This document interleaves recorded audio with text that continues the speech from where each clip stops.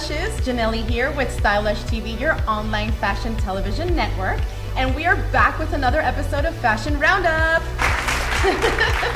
And of course, today I am so excited to present to you guys a very special guest, Miss Foxxy Blue Orchid. Thank you so much for joining us. Thank you so much for having me. I am so in love with everything that Lush does, and you know, Fashion Lotus has been a good friend of mine since I believe we met at the first edition of Stylish Saturdays at the Oxygen Room and Beauty Bar. Yes. And I've been following you ever since. You're beautiful, you're Latina, your hair is gorgeous. And of course, Burgundy Woods here at Lush TV has been a very great supporter for me.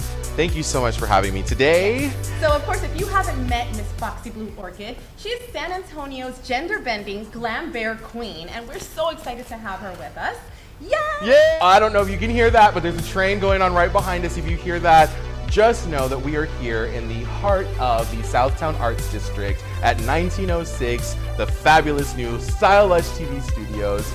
You know it's good. That's why we don't hide any of this stuff from you, because we are urban, we're punk rock, we are fashion. We're right here in the middle of where everything is happening. Yes. So get into it. Yes. So tell us a little bit about what you've been doing, because I'm following you as well. You are like super inspo. What are you up to? Tell us everything. Well, I am still the co-producer and MC of the San Antonio Burlesque Festival. So that is become one of San Antonio's biggest fashion events. I am also the co-producer and MC of the Midnight Menagerie, which is a people of color cabaret show. And I'm actually only a San Antonio resident for a few more weeks. I am so excited. It is sad. I will be back. All of these productions that I do, I will continue to do and come back regularly, but I will be now based out of the Bay Area. So what I'm wearing today was inspired by Grammy Gold, of course. I didn't go quite as CeeLo green on this. And we were kind of virtually hanging out. We were. We were drinking wine. We were both having our snacks while we watched the Grammy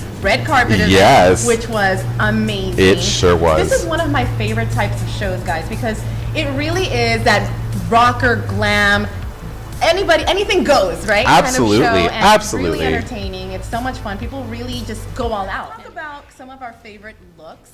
Let's go ahead and get into Rihanna. She was one of my tops in Giambattista Valley, and it was a kind of like a cutout top with the poofy skirt. What did you think of that? I thought it was phenomenal. You know, you're sitting for a long time, so being able to kind of have a little bit of a ventilation right under here, it accented her tattoos perfectly. My favorite accessory was that little crystal flask that she would unapologetically pull out of her bag throughout the show. She's like, I need a shot. They would cut to her and she would take, it was just beautiful. She looked gorgeous.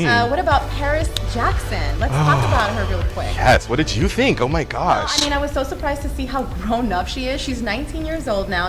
She was wearing Balmain, and it was a beautiful jumpsuit. I didn't know it was a jumpsuit until she kind of like moved her legs around. I'm like, hello, jumpsuit. Yes, I screamed when I realized what I was looking at. And again, it calls back to this trend of like color blocking and stripes, and this like Balmain jumpsuit was everything to me. And the little iridescent clutch that she carried with it, the hair was effortless.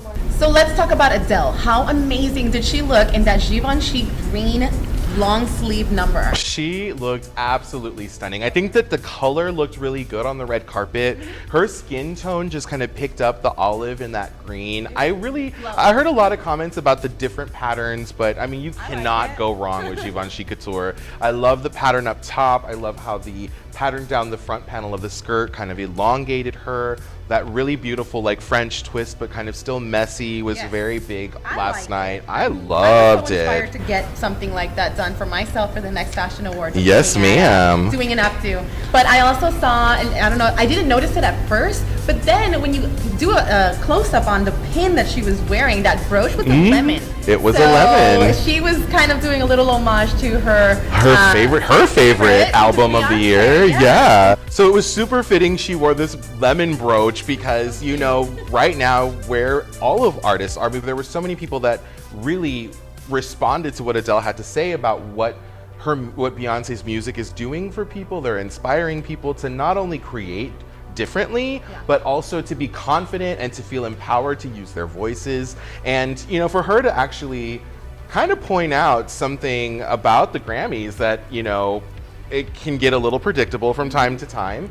And, you know, for her to pose the question, what does Beyonce have to do to win Album of the Year? Because she did pretty much a perfect package. So what are like the top trends that you noticed in the Grammy red carpet? Well, I definitely see that stripes are still kind of making it through to the end of the season. We saw a lot of really bold mixing of colors and color blocking. I really, really loved that. And of course, the sequins with a conservative neckline with a little peekaboo somewhere, either a little underboob or a low cowl back. Lots of underboob. There was. And I actually like it. I do too. So looking at, of course, Lady Gaga's outfit, it was so impeccable. Like yes, ma'am. She was a rock star. Like her outfit was made for the Grammy red carpet. When I die, I want all 4 motorcycle police officers that are escorting my remains to look just like that. I want underboob, leather, feathers, knee-high motorcycle boots. I want all of it. That is the only way that I want to go. So perfect. And of course, she was wearing Marc Jacobs, and yes, everything ma'am. was perfect. Perfection. Perfect to the T. She couldn't have done it any better. Really, she couldn't. Really killed it. Most coveted look on the red carpet really had to go to J-Lo. Exactly. She looked flawless. It's perfection. She's looking better than the 20-year-old. She definitely is. She looks like she got caught in her shower loofah, though. I probably could have done away with that. But, you know, she's a huge figure for the Grammys. Her beautiful green Versace dress was why we have Google Images. I mean, like, because of J-Lo. Versace gown is iconic. It is. And, it is. And another trend that we saw on the red carpet last night was androgyny. And I really, really like Halsey. I mean, that was great. I was just watching it and drinking my wine, and all of a sudden I see Halsey come out of the car. And Speaking of which, hello, the girls are coming out. That was so cool, though. What did you think? I thought it was great. It was a nice callback to T-Boz from TLC. That silk and that blue looked great on her skin. More little, like, parts of side boob that we normally don't see, which is like the inside of the side boob. I mean, there were lots of pantsuits, a lot of people kind of blurring the lines between feminine and masculine. Shout out to Mitch Grassi from Pentatonics, who's my all-time favorite, playing with the length of the pant with the chunky platform boot. It was really great. It's been cool to see a lot of openly queer people express themselves like in like music and in Hollywood. I think as a gender bender myself, it's one of my all-time favorite things to see. So I was really excited about that. And of course, we cannot end this episode without talking about the majestic performance by Metallica with Lady Gaga. It was so unfortunate that the microphone wasn't working at first, but they made it work. And I promised Burgundy that we talk about that because she was mad, and she's a true fan of Metallica. Of course. Absolutely. All right, well, I'm so happy that you were able to join us Me today. too. Thank you so much for having me. Thank you, Foxy. You're at thebomb.com. Tell us what you're doing before you go, because I want to be a part of it. Yes, of course. Well, I have launched Drag Brunch with Paramore, which is the rooftop bar over by the San Antonio Museum of Art in Uptown.